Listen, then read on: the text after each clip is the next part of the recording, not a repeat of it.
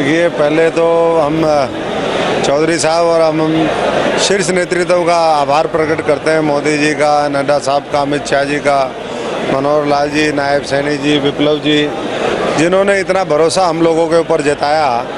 और करीबन 70-72 दिन का ये पुनः चुनाव अभियान चला, मतदान हुआ, अब मतगणना होगी। और हमें पूरा यकीन है कि सारे जिस तरीके से लोगों ने मेहनत करी है और जिस तरीके से मोदी जी ने काम किए हैं, प्रदेश की सरकार ने काम किए हैं, गरीब कल्याण से लेकर के किसान, नौजवान, माताएं, बहनें, गांव शहरों का विकास। एक तरफा इलेक्शन है, ये तो कई बार माहौल इस तरह का बनाया जाता है, तो माहौल हवाई चलता रहा विपक्ष का। अब जब वोट पड़ ली हैं तो सबको पता है कि हम कहाँ खड़े हैं, वो कहाँ खड़े हैं।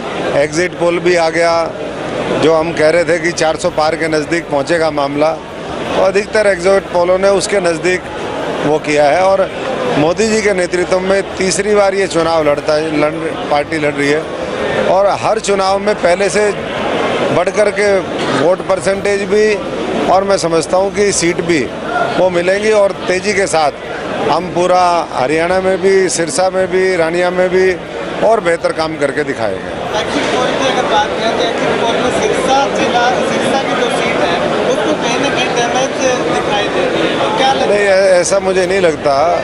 वो कोई एग्जिट पोल 9 दिखा रहा है, कोई कितनी दिखा रहा है, तो मैं समझता हूँ कि सिरसा, हिसार, ये हम तो 10 की 10 मान करके चल रहे हैं, और हमारे पास जो फीडबैक है वो भी 10 का 10 है।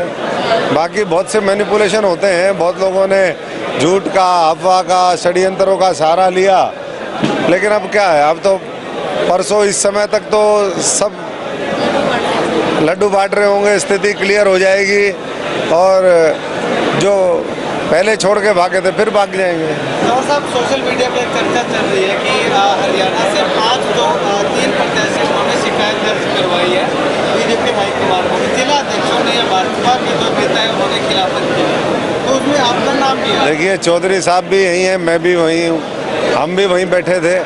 हमने तो ये कहा कि भाई जिस तरीके से काम हमारे और जो साथी हैं, कुछ साथी हो सकता है थोड़ा सा देरी से चले हो, पर ना तो इनकी तरफ से कोई शिकायत थी, ना मेरी तरफ से कोई शिकायत थी। हमने तो काम ये कहा कि बेहतरीन काम किया। ऐसे ऐसे संगठनों ने, ऐसे ऐसे लोगों ने बेहतरीन काम करके दिखाया जो कभी भी मैं समझता हूँ कि वैसे करते नहीं थे। तो हम तो ऋणी हैं, टिकट मिलने के लिए भी पार्टी ने जो दी है, जिस तरीके से काम किया। हाँ, कुछ अधिकारियों की, कर्मचारियों की बात जरूर आई थी, और मैं समझता हूँ कि उनका काम है, संविधान जो उन्हें अधिकार देता है उसका वो ठीक से प्रयोग करके लोकतंत्र को मजबूत करे। वो अगर चुनाव बूथ पे बैठ करके किसी पार्टी का पक्ष लेंगे, वहाँ पर गड़बड़ करेंगे, तो ऐसे लोगों को तो चिन्हित करना ही चाहिए, वो चाहे किसी के लिए भी कर रहे हों। तो वो जो गलत है उसके लिए मैं समझता हूँ कि कार्रवाई बनती है। जो लोग ऐसे अफवाह उड़ा रहे हैं, जो चर्चा चला रहे हैं, उनके खिलाफ एक्शन वगैरह? नहीं, एक्शन तो ये पता ही नहीं, अखबार छाप रहा है, अखबार से कोई सोर्स बताता नहीं, ना मैंने बताया ना इन्होंने कहा, तो अब अखबार वाले तो भाई आपके ऊपर कौन कार्रवाई करे? आप बताओ, अखबार वालों पे कौन कार्रवाई करे? आप भी एक मजबूत स्तंभ हो, अपनी अपनी जिम्मेदारी ढंग से निभाओ। मैं तो यही सबसे गुजारिश करूंगा, और आपका भी धन्यवाद करूंगा कि 50-50, 52-52 डिग्री तापमान के अंदर आप लोगों ने भी बहुत मेहनत करी। कई बार दिमाग में गर्मी चढ़ जाती है, कई गड़बड़ भी लिख सकता है।